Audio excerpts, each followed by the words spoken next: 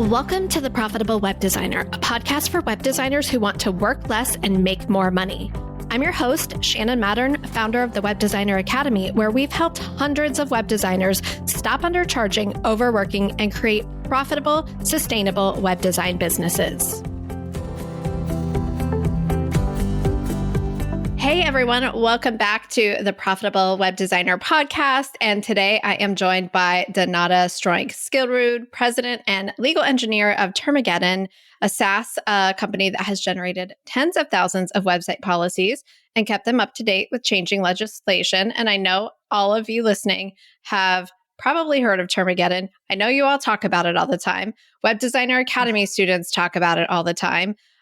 And so Donata is also a licensed attorney in the state of Illinois. She's a certified information privacy professional, chair of the American Bar Association's e-privacy committee, like so many things, member of the Cybersecurity Legal Task Force, and ABA's representative to the United Nations. So welcome to the show. And I'm so excited to talk to you about your journey here and all of the really cool things that you're up to. So yeah, welcome. Yeah. Thanks so much for having me. Really excited to talk about it. Yeah. So you and I met in person a few months ago at Josh Hall's Web Designer Pro conference. I think my husband got to hang out with you and talk to you way more than I did. So I'm just really glad to get this on the books and learn a little bit more about you. Can you kind of take me back to the origin of how you got involved in the privacy space in your legal career in the first place? Yeah, so there's two parts to it. So the first part is kind of my first introduction to privacy in general, right? In my work, I think of privacy as like privacy policies and privacy laws and stuff, but it's actually much more broad than that. So I remember the first time I was introduced to privacy at all was the Target data breach. So I had a Target credit card. And I got a letter in the mail saying that the credit card was breached and like millions of people had their data breached. And I was like, wow, I didn't really put two and two together. I kind of thought, oh, I'm just getting this credit card. And I didn't really realize that my information could potentially be accessed by somebody else who I don't want to access my information. And I thought, wow, that's weird. I never thought of it. In terms of how it became part of my career. So when I was in law school, I was sitting next to this guy and he's like, I work at a software development company and we need somebody to do our books like part-time. Do you want to, make some extra cash after school? And, I was a poor student. So I was like, yeah, of course, no problem. And I ended up being the COO of that company eventually. And that's where I met Hans, my husband. And after the company was bought out, I went into private practice and I was writing contracts. I was writing privacy policies in terms of service by hand for clients. And this was before all of the privacy laws that we have today. This was kind of before even GDPR. And I thought, I'm kind of asking these clients very similar questions. I'm asking them, what data are you collecting? What do you do with that data? Who do you share it with? I had these like templates that I would Frankenstein together into one document for my clients. And I was like, man, there's got to be a way to like automate this. And Hans and I had already met and we were talking about this. And I was like, yeah, like writing privacy policies is kind of boring. It's like very repetitive.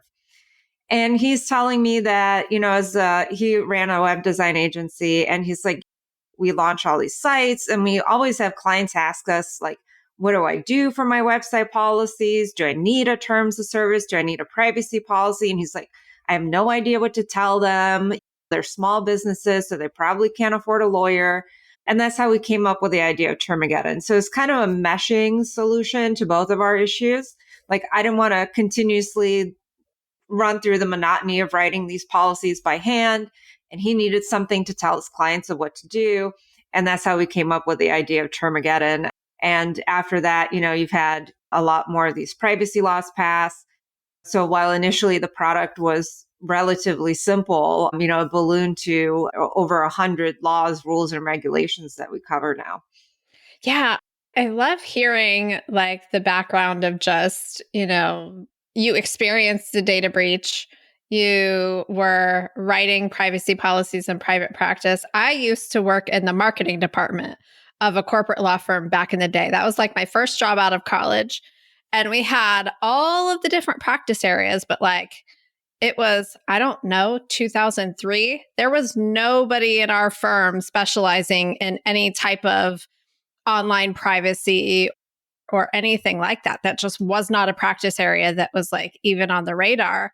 And for me, then like 10 years later, when I went out on my own, I had the same questions Hans did. I'm just like, Mhm. I don't know. I see these things on other people's websites. Like, do my clients need them? I have no idea. And I always felt as a web designer like I was like, I don't know, doing my clients a disservice because I'm just like, I don't know. I was just like that emoji with your hands up, like talk to Yeah. an attorney, like you figured that out. And it was almost like hands off. I didn't even want to discuss it because I didn't want to tell them the wrong thing.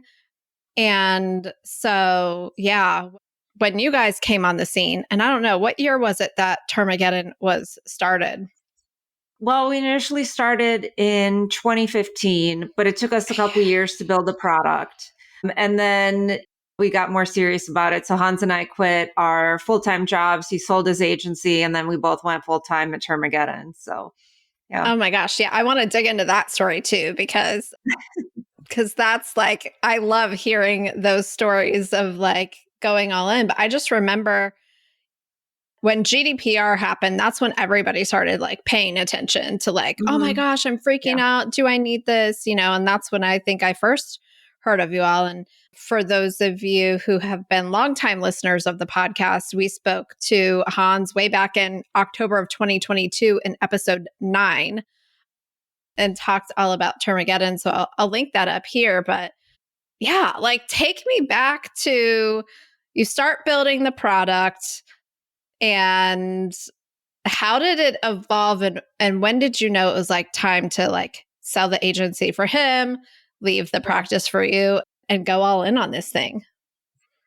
Yeah. So we started building the product, and the MVP was built by Hans's agency. So we got a couple investors and we said, okay, let's take advantage of the fact that Hans has an agency. Let's have the employees build the product from there. And then we had GDPR go into effect, and we noticed, okay, like there's a lot more people that are interested in this, right? We launched this MVP, and initially, like I got to say, we were making like $10 a month. And we were excited, right? $10 a month. We're like, oh my gosh. We went to $100 a month. We're like, wow, like this is really happening. And like looking back on it now, like, oh my gosh, like you're quitting your full time job for $100 a month. Like, what are you doing? Looking back on it now, you're like, man, probably should have waited a little bit longer to make sure that everything was going to be fine. But, a couple years passed from there. And then we decided, okay, like we're seeing a lot more traction with this. We're seeing a lot of communities talk about this. We're seeing a lot of events that we feel like we should be going to that we can't because we have full time jobs. And Hans, at the time there was a buyer for his agency. So he's like, okay, this lines up really well. I'm going to sell my agency and I'm going to go full time at Termageddon. And then about a year later, I decided to join him full time as well. Yeah, that's just, I remember the feeling of like selling my first thing back in the day, like, yes, my first web design client, that was like a big deal. But then I forayed into the affiliate marketing space for a while where I was teaching people how to build websites and earning affiliate commissions off of hosting and like all the tools I was recommending. And I remember making my first $67 affiliate commission and being like, oh my gosh, I have arrived. Like, this is happening. But it's the smallest. I mean, it's that validation. It's like, oh, I made this thing, I put it out there, and a stranger Yeah. found it and bought it. Like, how can Yeah. I Like do not a that family again and again and member. again? Yeah.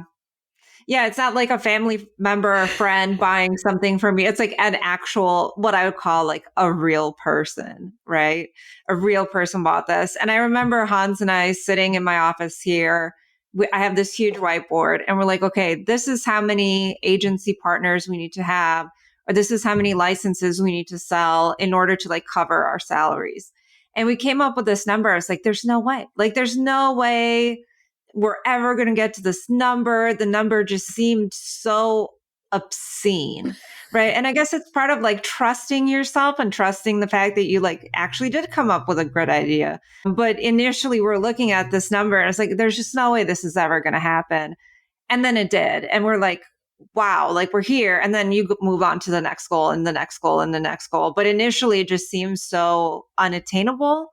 But you put the work in and eventually it does hopefully happen for you like it did for us. Yeah. And so I want to ask you about that because you're like, okay, we did the math. I have this number, and you see the number and you're just like, how? There's no way. It's not Yeah. possible. But then there is part of you that must think that it is possible. Otherwise, why would you put one foot in front of the other and chug away at it and like go after it? So what was it about like, how did you kind of like still motivate yourself to move forward in the face of feeling insurmountable? Where was that belief coming from and that trust coming from, I guess? Yeah, so I'm gonna reveal myself as a total and absolute nerd, but I love it. Bring and it on. so I do two things at Termageddon. So I'm the president, so I run the company, and I'm also the legal engineer. And what that means is that like I will read the laws and requirements, I will create the questions needed to generate your policies, the answer options, I'll write the text options, I will make sure it gets updated through time. And for me, it was like the love of the job. So, like the legal engineering part of the job, I would probably do it for free if I'm being honest. I love that part of the job. I really enjoy it. I'm very much like a puzzles person. So, when I have time off, I will do puzzles and like listen to podcasts. And Hans is like, why are you doing this like 1,000 piece super hard puzzle? Was because I like putting together puzzles. And that's how I view that part of the job is like the puzzle part where all the pieces have to fit together to end up with like one coherent policy. So for me, it's like the love of the job. And I was like, I really, really like this part of the job and I want to do it. And the customers and the money and all of that, that will come. That's Hans's problem because he does sales, marketing, and partnerships. But I'm going to just do this part that I really enjoy. And hopefully the rest of it kind of follows from there. So that was kind of my motivation to put one foot in front of the other and say, okay, this number seems very insurmountable, but I know I'm going to enjoy myself while I do this, regardless of like the end outcome. So that's why I want to do it anyway. I love that so much. And like, I so relate to you can't put the puzzle down until the puzzle is solved. Mm-hmm. Like, Yeah, it does grind away at my brain if it's half done, and I just have to finish it. and that's like every person listening to this podcast. Like, you don't go into web design if you aren't just a problem solver at your core and you don't love solving problems, because whether it's a design problem or a technical problem, like, I don't know about anybody else, but that's the stuff I love. Literally just before this podcast, I have one client left. I haven't worked with clients since 2019, except for this one legacy client that I love their organization and their business. And they came to me with this business problem. And I'm like, I know I can figure that out. And so for the past 2 days, my brain has been like chewing through how to do this thing. And I'm not getting paid nearly what, like, I make way more money coaching in the Web Designer Academy and like with private clients and all of that stuff. But like, I can't not figure this out. Yeah. So I think that it's so interesting that you're like, you detached from the outcome of the number. You're like, I love doing this. We're going to do this. And I do think that there is some aspect of like the love of what you do. You have to, otherwise you're not going to have the capacity to see it all the way through. Yeah, if you're not going to quit your existing job and try something completely different and completely new and completely untested, at least for you, and put in all this time and all these hours and all this effort, if you're not enjoying some part of it, like you are going to stop at some point if it's just grinding away and grinding away. There's not going to be longevity to it. Yeah. So you're like, Hans gets to worry about the marketing and the partnerships and all of those pieces. What do you recall him doing in the early days? I mean, I had him on the show and I asked him about like some of this stuff, but what do you recall him doing in the early days to like get the word out about what you guys were up to? Because I don't care if you're selling subscriptions, digital products, whatever, like there is a level of effort to get out there and connect with people. So, what were some of those things? Yeah. So our main target at the very beginning, and it's still the case, were agency Mm-hmm. owners because agency owners get those questions about policies from their clients. And since Hans was an agency owner, we're like, okay, this seems like a really good fit. And I asked him, like, when you were an agency owner, where did you hang out? Where did you look for answers to the problems that you were facing? What kind of communities were you part of that you found to be really helpful? And one of the first things that we found was word camps. And we went to word camp Jackson, Michigan, which was a really small word camp, very local. And I remember we were driving on our way there because we live in Chicago, so we drove. And I remember just like sweating bullets. Like, what if people don't like us? We're not going to know anyone there. It's going to be weird. Like, are they just going to think that we're just some random people coming in with a sales pitch? Are they going to hate us? And it actually was like the perfect introduction to everything for our company because it was really small. So it wasn't like an overwhelming amount of people. But at the same time, the people were really friendly. A lot of them already knew each other, but a lot of them didn't. So we weren't the only like new people there. And it was really cool because I remember at some point we were all just sitting there coming up with different designs for like a Termageddon t-shirt. And I still have it. It's like a little pirate that says, "Are you compliant?" It's one of my favorite shirts. But that was the place where we're like, okay, this seems like a really good place. We came at this with very few ideas of exactly how we're going to get the word out. And one of the first things that we tried really worked out super well. We also tried Facebook ads, which was really good at the beginning, but throughout time, we actually figured out that wasn't the best avenue. So initially it was really fruitful, but then the results kept just dwindling and dwindling and dwindling over time. We also knew that education was going to be extremely important. A lot of people, especially at that time when we were getting started, did not know what policies were, did not understand why they're important, didn't think they needed them. There wasn't that many like privacy laws. Even consumers didn't really care about it. Like people just put their information all over the place back then.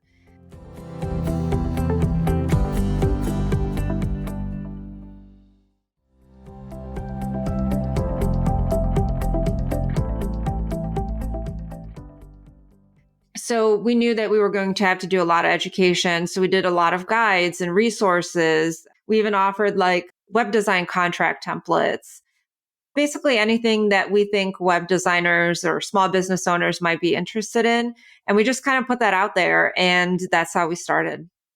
I love that so much that the first thing that you did was go to a tiny, small word camp event because I talked to our Web Designer Academy students, the people who listen to this podcast, all about like marketing. And it truly is the relationships that you build over time with the people who serve your ideal clients, that no matter what changes with algorithms, like it's the people that you meet that are going to be your best marketers. And we met at a networking event. And as much as I am a podcaster, I speak at events, I do all this stuff, I am very introverted. And to go to networking events and talk to people, I have to like talk myself up and talk myself into it. Same. And I have Yeah. to always remind, like, I go in with all of the same thoughts that you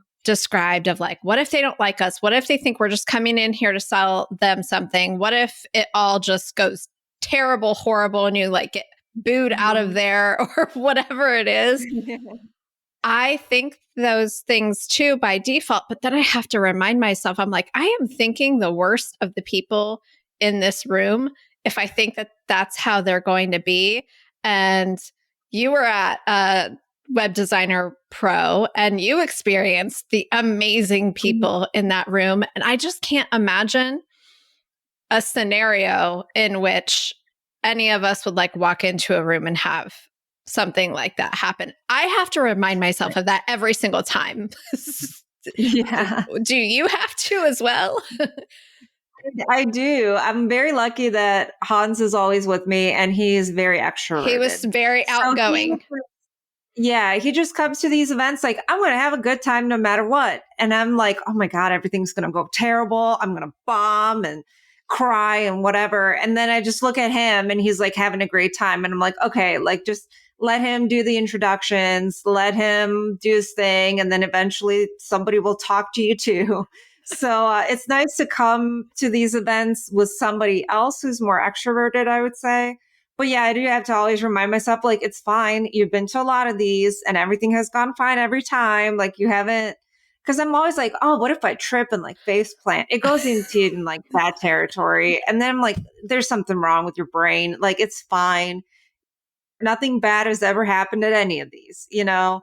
And it's also good with Josh Hall's community, for example, like we've known him for years outside of that and we've met him. So I knew like, okay, you're going to go into this and you're going to know Josh and you're going to know Hans. So that's like two people, you know, which is pretty good. So that also helps too. Yeah. So my husband does not work in the industry, but he went to that event with me because Josh was like, hey, bring Floyd. I'd like to meet him. And so that was like the first work thing that he's done with me since like way back in the day when I was in corporate. I go to his work stuff that's like social all the time, but I don't have the type of business where that's a thing. Yeah. So he came with me and he was my wingman the same way it sounds like Hans Nice. was for you that night. And Yeah. then Floyd met Hans and they totally, I think they talked the whole night, I think. They did. Yeah.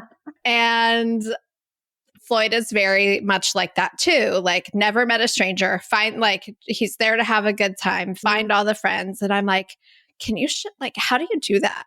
Because I don't Yeah. know how to naturally do that.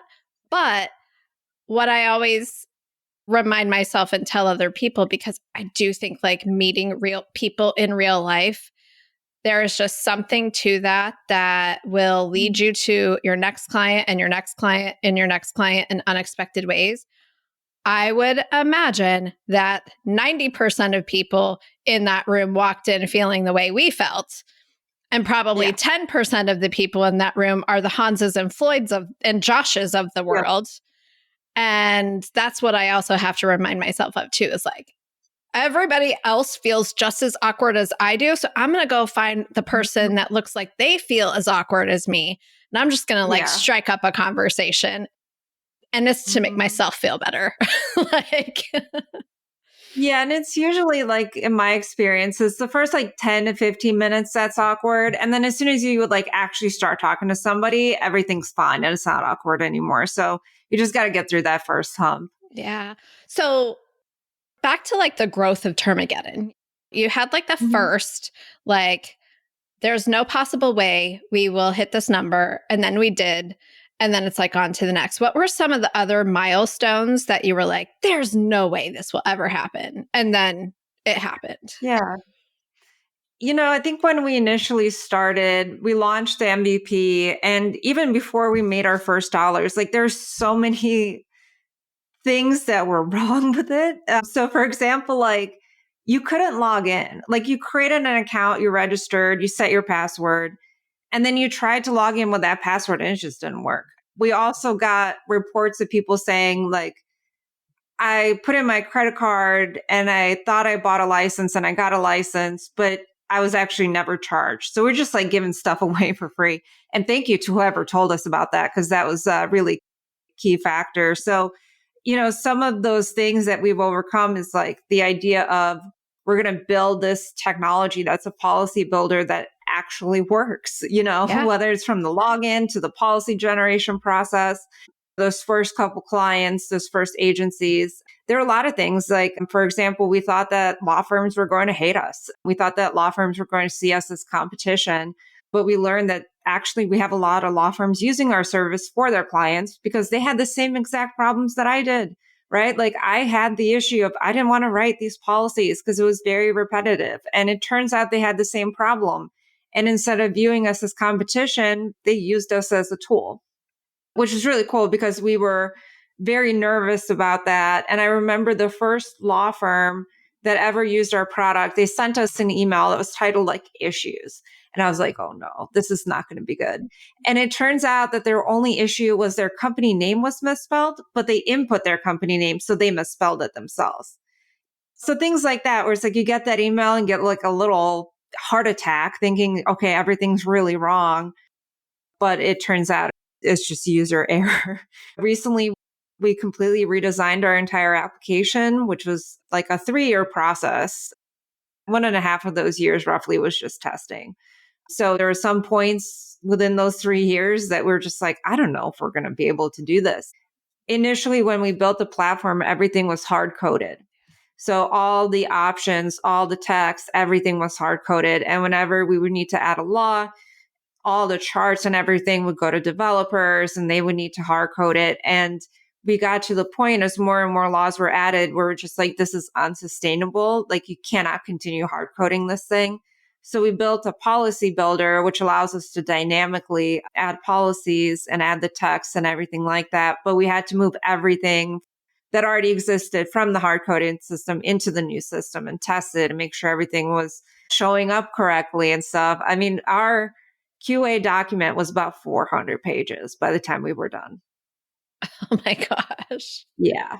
It was not a good project, but we finished it and we launched the redesigned version of the app. And there are definitely some points at which I was like, I don't know if I can do this, but we did, and it's done and it's great. And we all love it. So yeah.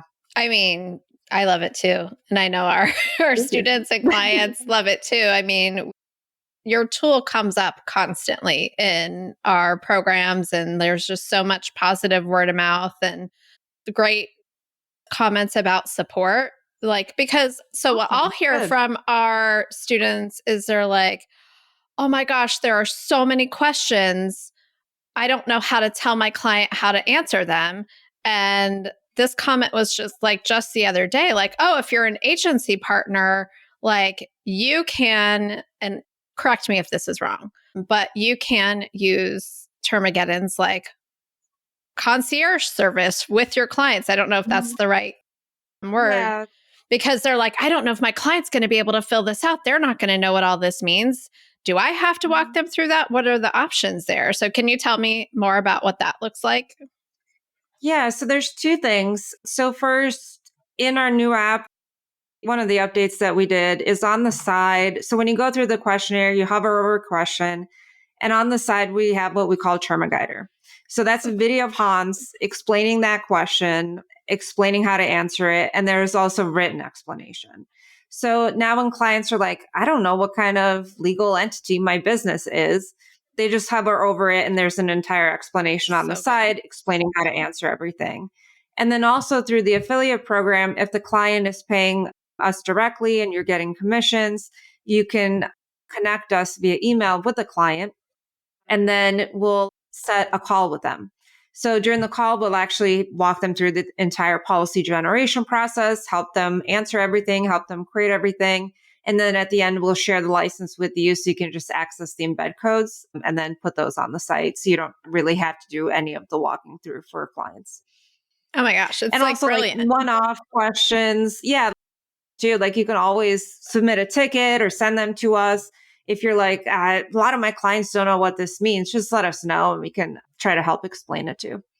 Yeah. And I think that just the way that I know this is probably a whole other podcast episode, but web designers, you're not responsible for knowing if your client's business is an LLC or an S Corp. So Yeah, there is some, you don't have so to true. take on the full responsibility of holding their hand to answer those questions for them. But I do love that you have such robust resources so that people Mhm. can feel really comfortable and confident using the tool that they Yeah. are answering the questions to the best of their knowledge and using it Yeah. well. So, And that's also why we have license sharing too. So as an agency, you probably know, okay, your client has Google Analytics, Metapixel, they have a form that collects names and emails. So you can also fill out a part of the questionnaire for the client yeah. and then send an invite to the license to the client, share it with them, and they can go in and answer the rest that are like business specific questions like who's responsible for your privacy practices or what's your business legal entity type or your full business legal name. You can also do it like half and half where you fill out kind of the technical parts for them that they normally wouldn't know and then share it with them. And then they can review and put in answers to the questions that you didn't answer. And then they can also review and confirm your answers too. Yeah. And I just also feel like it makes you look like it's just another signal that what you're doing when you're like, yeah, privacy policies, all of this stuff, I got you. We actually have a Mhm. tool for that. We like, here's how we Yeah. support you. And we can take some of that uncertainty and fear away that you're like doing something wrong or that you're going to be caught blindsided or unaware. Yeah. No, absolutely. Yeah. So I know I've been ping ponging back and forth between like Termageddon and mindset, but I would love to know, like, as you've been growing this company, what are some of the biggest mindset shifts that you have had over the years of growing this business? Yeah. So I think a big one for me is it's okay to ask for help. So being trained as a lawyer, when I was in law school, we were all in competition with each other, especially the first year. Regardless of the grades that you got, the lowest 30% of grades were just booted out after the first year. And yeah, it's a horrible system because those people still had the school loans for the first year, but no degree. But we were all like pitted against each other for that time while in law school. And it was very competitive. And it was very much like you had to figure stuff out on your own. And then also like working in other jobs, it's if you say, I don't know about something, people automatically look at you like, oh, wow, she's doesn't know what she's talking about. But through running this business, I've been a part of different communities when it comes to the web design world, but I'm also part of a lot of communities with the lawyer world, with like the American Bar Association, the International Association of Privacy Professionals, the Chicago Bar Association.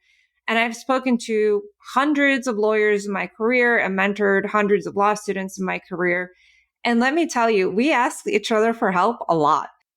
For people who are not lawyers, it seems like it's very much like very clear cut. But if I had $1 for every time I read a law, rule, or regulation where I read it, I'm like, this makes zero sense. Like, this makes no sense whatsoever.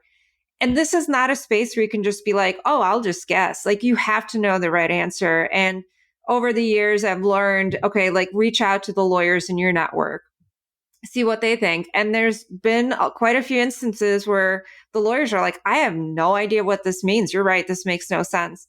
And then you reach out to the regulator or you reach out to the legislators or you reach out to the attorney general's office to get explanations of what things mean officially. Because we can't just guess, right? We have to know the correct answer because we have to do right by our clients. And sometimes, yeah, that means reaching out to people and saying, I don't know. And that's okay because eventually you do figure it out. And sometimes one of us will reach out to an attorney general in a specific state and then we'll just trickle down that knowledge to everyone else so they don't have to reach out and wait for an answer. And it's great. It's great to be part of that community and to get answers. And you just realize through time, like there are lawyers who have been practicing for 40 years who don't know the answers to some questions. And they'll ask you what you think and you'll ask them what they think the next time. And that's totally fine. So that's definitely been like a big difference, I would say, from when I was in law school to now. It's just understanding it's fine to ask for help and you can work together to come up with solutions. I love everything you just said there because I feel like so many of the women, especially that come to work with us in the Web Designer Academy, they come to us because they're experiencing the problems of success. They are not the people that haven't been able to figure it out on their own. They're getting started. They've gone really, really far on their own. And they also feel like it's all on me. I have to do it all Mhm. on my own. I can't ask for help. If I ask for help, I'll look like I don't know what I'm doing. I don't want my Yep. clients to think I don't know what I'm doing. And if I don't already know how to do it, I cannot take that part of a project on and Hmm. get paid to figure it out. And I like to turn all of that stuff on its head because it's not all on you. Your superpower, and we talked about this at the beginning of the episode, our superpower is figuring things out, like never meeting a problem that we can't solve, using every resource at our disposal to find the answer. It's not that we already have to know the answers, it's that we have to be like persistent to be willing to be the one to find the answers. There are so many people out there, Hmm. I'm sure, that are just like, I don't know, I give up, moving on, not interested. Yeah. And so it's like, I love that you said that because once you shift from it's not all on me, it's not all your responsibility, you don't look bad if you don't know. And your willingness to find answers is worth so much more than your willingness to do it all yourself and be the only one. Like the whole world shifts and it really does unlock everything for you in your business. And so, For like, sure. it's Yeah. And I beautiful. mean, yeah, we get so nervous about saying, like, let me look this up and get back to you. Well, guess what? If you say that, nobody's going to die. Like, Yeah. nothing horrible is going to happen if you take 10 minutes, even if the answer, but you're not 100% sure. I do this pretty frequently where I think I know the correct answer. I think I remember it correctly, but I'm like, let me just check and confirm. And I go and spend 5 minutes checking and confirming. And okay, yes, I'm right about this.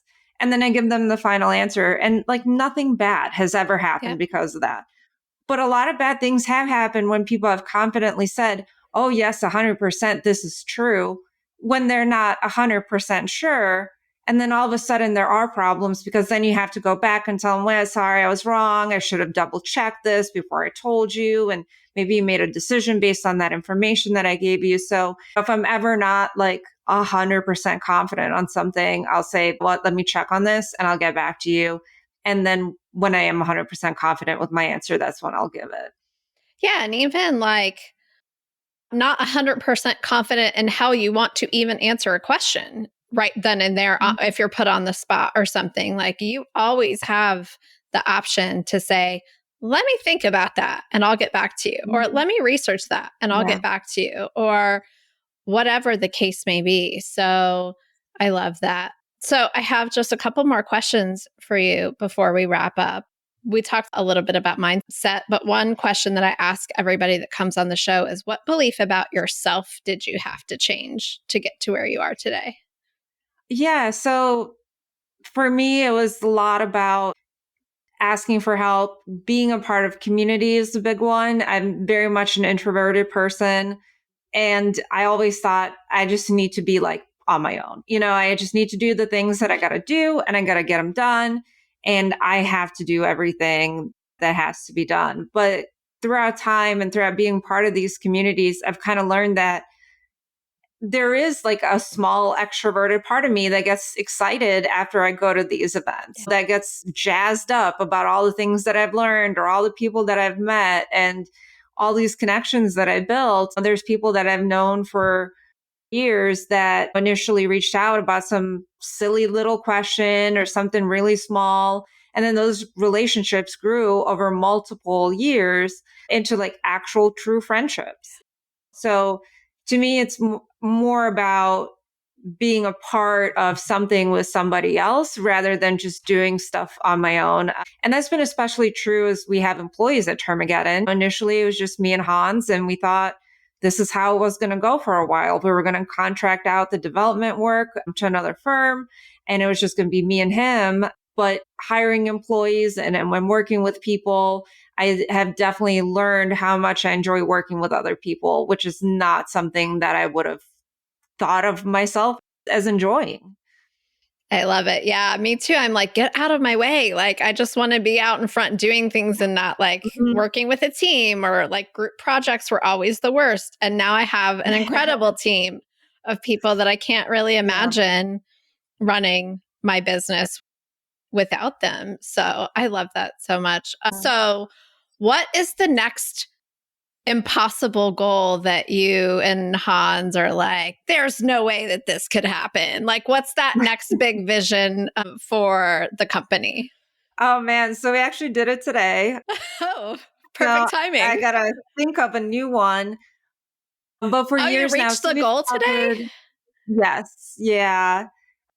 And I was actually wearing so we have basically a team superstition on the development team. This is such a tangent, but I years love ago, tangents. Give me all the yeah, tangents. years ago, we got a ticket, like a support ticket that said it not work. That's it. That's all it said. Zero information about what doesn't work. Like no clue. No, like is the entire app down? Can you not log in? Are you having it? Like no sense.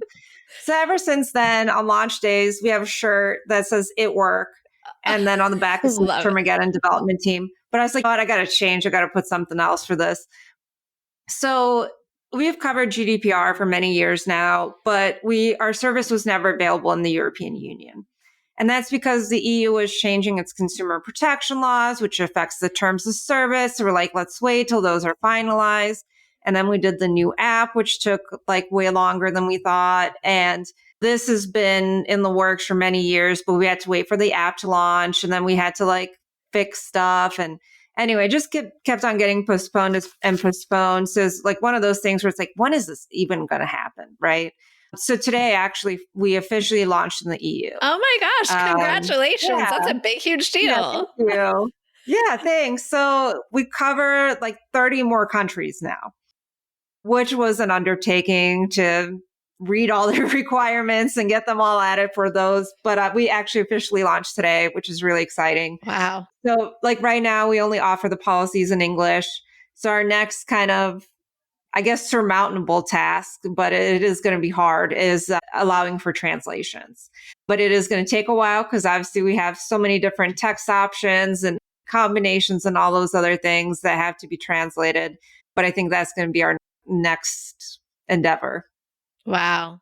I mean, you just have to have such a big vision to be able to take on that scope of a project. And yet you've proven over and over and over that once you have that big vision, but you're super passionate about the big vision and the work is enjoyable and you're getting a lot out of it personally and professionally, like it's not impossible. Yeah, for me, it's very much like, okay, this is what's in front of you. This is the goal that you have to achieve. These are the steps that you need to take to get there. And that's just what you're going to do now. There's no like, oh, maybe like we'll do this later, or Yep. maybe I won't do this or I won't do that. Like, no, this is it. This is what you have to do. And you're going to sit there and you're going to do it until it gets done. We're the same way. We just redesigned our website. It's probably a fraction of the effort that Termageddon Europe took, but it was the same thing. I'm like, okay, this feels like a big, huge, ginormous project. Mhm.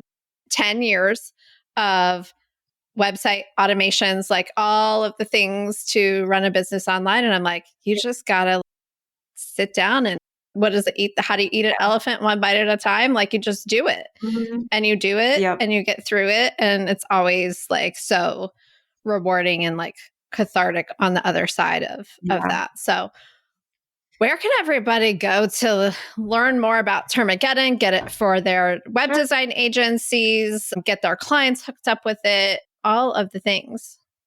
Yeah, so you can go to termageddon.com. We have an agency partners page. You'll see that in the top navigation bar. You can click on that. There's an application form at the bottom where you can apply. If you do apply, don't buy because the agency partner program includes a free license, but we do review and approve each application manually. So it might take just a couple hours, but you will get an email letting when the free license is available for you. And then you can learn more about us on our website or on social media. You can also connect with me on LinkedIn. Yeah. Amazing. Well, thank you so much for being here. I loved hearing more of the backstory from the other side of the Termageddon powerhouse partnership that is you and Hans. And it was so fun to get to meet you in person. So everyone definitely go check out termageddon.com. I'll link it up in the show notes and just sign up, apply to be an agency partner, get that license, and then you can just start offering it to your clients and you won't ever have to think about if you should or shouldn't or whatever. All of the stuff about privacy, terms of service and stuff will all just be done for you, and you and your clients will just be super happy. So Donata, thank you so much for being here. I really appreciate it. Yeah. Thanks so much for having me. Hey, so before you go, quick question for you. Have you been listening to the podcast for a while and are curious if the Web Designer Academy is right for you? If that sounds like you, request an invitation to our next open house where you'll get to attend our next live strategy call and then take a tour of the program with me and get all of your questions answered. All you got to do to get your invitation is go to webdesigneracademy.com/open house, fill out a quick form telling me more about your web design business and your goals. And if it looks like I can help, I'll send you a link to join us at our next open house. Zero pressure, zero commitment, just a chance for you to check it out and see if it's the right fit.